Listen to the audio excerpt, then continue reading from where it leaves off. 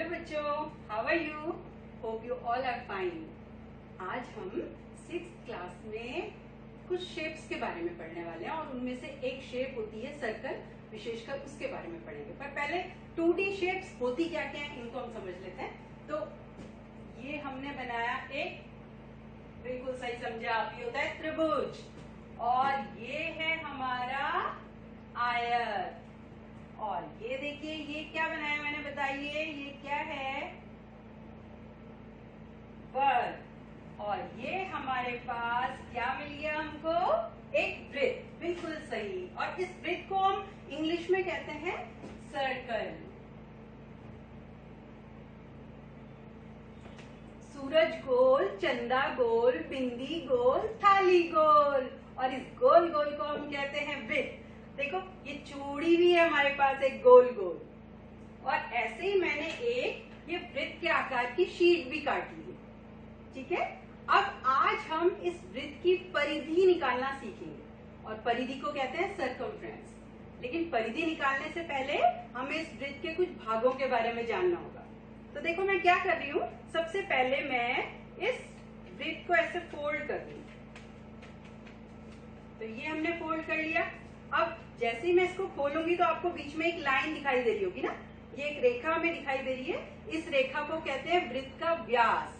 और आप देख रहे होंगे कि ये जो व्यास होता है वो इस पूरे वृत्त को आधा आधा दो भागों में बांट देता है। एक भाग ये, एक भाग ये। तो अच्छा आप बताओ, क्या एक ही वृत्त का व्यास हो सकता है या और भी हो सकते हैं? बिल्कुल सही, एक और हो सकता है। तो हमने ऐसे करके मोड़ लिया इसे। तो ये देखो हमने एक और वृत्त का व्यास इसमें बना दिया। एक ये हो गया वृत्त का व्यास, एक ये वर्टिकल हमारे पास वृत्त का व्यास। ऐसे हम बहुत सारे व्यास इसमें बना सकते हैं। कैसे भी इसको फोल्ड करके बस हमारा वृत्त आधा आधा हो जाना चाहिए, तो ये बन जाता है वृत्त का व्यास। और आप देखोगे बच्चों, ये जो दो व्यास हैं ये एक पॉइंट पे काट रहे हैं एक दूसरे को। इसको कहते हैं हम बिंदु, केंद्र बिंदु, या बिंदु भी कहते हैं, सेंटर पॉइंट भी कहते हैं इसको। तो ये वृत्त का हो गया सेंटर पॉइंट। इसके अलावा आपने दो चीज पढ़ ली है, एक तो सेंटर पॉइंट और एक हमने ये इसका वृत्त का व्यास। अब इसके बाद हम इसमें कुछ ऐसे भी फोल्ड कर सकते हैं इसको।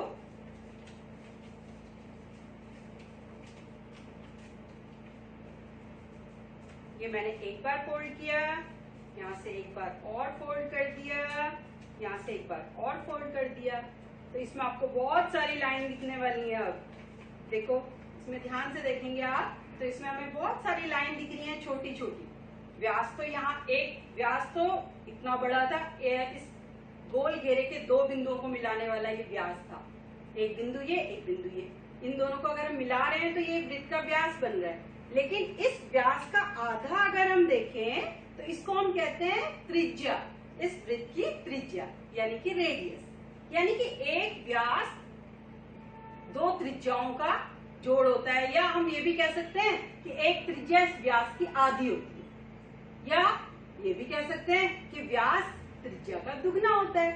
तो आप समझ गए हैं तीन बातें, केंद्र बिंदु, ये वृत्त की त्रिज्या और ये हो गया वृत्त का व्यास। अब हम सीखेंगे कि वृत्त की परिधि क्या होती है और उसे कैसे निकाला जाता है। तो आप ये देखेंगे कि अगर हम इस गोल घेरे को पेंसिल से ऐसे ड्रॉ कर लें बाहर बाहर का, तो ये आपको एक गोल घेरा मिलेगा और इसको हम क्या देते हैं, वृत्त का सर्कमफ्रेंस या परिधि भी कहते हैं इसको। तो इसको कैसे निकाला जाता है आज उसको हम सीखने वाले हैं। तो चलिए हम देखते हैं। इसमें हमें सबसे पहले तो चाहिए होती है इसकी वृत्त की रेडियस, जिसको हम त्रिज्या भी कहते हैं। तो ये मैंने जो वृत्ताकार शीट काटी है वो 7 सेंटीमीटर त्रिज्या की है, यानी यहाँ इसके केंद्र बिंदु से इस परिधि के इस बिंदु तक मिलने वाली ये रेखा 7 सेंटीमीटर है। तो ये हमारी त्रिज्या 7 सेंटीमीटर की हुई। इसका मतलब हमारा जो आर है इसमें ये है 7 सेंटीमीटर। और परिधि का बच्चों एक सूत्र होता है, वृत्त की परिधि का सूत्र होता है 2 पाई आर। तो हम अगर हमें परिधि निकालनी है तो ये हमने इसमें परिधि का सूत्र हम लिख देते हैं 2 पाई आर। अब आर तो हम समझ गए हैं कि आर तो रेडियस होता है, लेकिन फिर ये बीच में ये क्या है, इसको कहते हैं पाई। और इस पाई का मान होता है 22/7। यानी कि पाई का जो वैल्यू है उसे हम 22/7 रख सकते हैं। तो चलिए रख के देखते हैं और परिधि निकालते हैं। तो ये हो गया 2, पाई की जगह पे हमें रखना है 22/7 और आर, जैसे कि हमने बताया था कि हमने जो ये शीट ली है इसमें आर लिया था 7 सेंटीमीटर, तो ये हमने ले लिया यहाँ पे 7 सेंटीमीटर। अब इसको अगर हम सॉल्व करते हैं तो ये 7 बन जा 7, ये कट गया और आपने इससे इसको इंटू किया तो ये हो गया 44 सेंटीमीटर। 44 सेंटीमीटर, इसका मतलब है कि अगर हम ये गोल घेरे को नापें तो ये 44 सेंटीमीटर आना चाहिए। लेकिन आप ऐसे ही नहीं मानेंगे, आप इसको नाप के देखेंगे। कैसे नाप के देखेंगे? इसे हम इस धागे से नाप के देखेंगे। इस धागे का एक सिरा हम एक पॉइंट पे पकड़ लेंगे और इसको धीरे धीरे ऐसे ऐसे गोल गोल घुमाते जाएंगे इसकी परिधि के हिसाब से। ऐसे ऐसे करके इसको गोल गोल घुमाते जाइए और जितना भी आपका ये धागा पूरे वृत्त के यहाँ तक आ जाएगा, उसके बाद हमने धागे को नापना है। और अगर आपका धागे की लंबाई 44 सेंटीमीटर आई तो आप समझ लेना कि आपने वृत्त की परिधि बिल्कुल सही निकाली है। इसका मतलब आप निकालना भी सीखेंगे और अपने आंसर को वो सही है कि गलत है इसकी जांच भी कर सकेंगे। तो चलिए, आप लोगों के लिए काम है, आपको 2 वृत्त की परिधि निकालनी है जिसमें एक की त्रिज्या होगी 14 सेंटीमीटर और दूसरे की होगी 10 सेंटीमीटर। और फिर हम मिलते हैं जल्दी। Okay, thank you.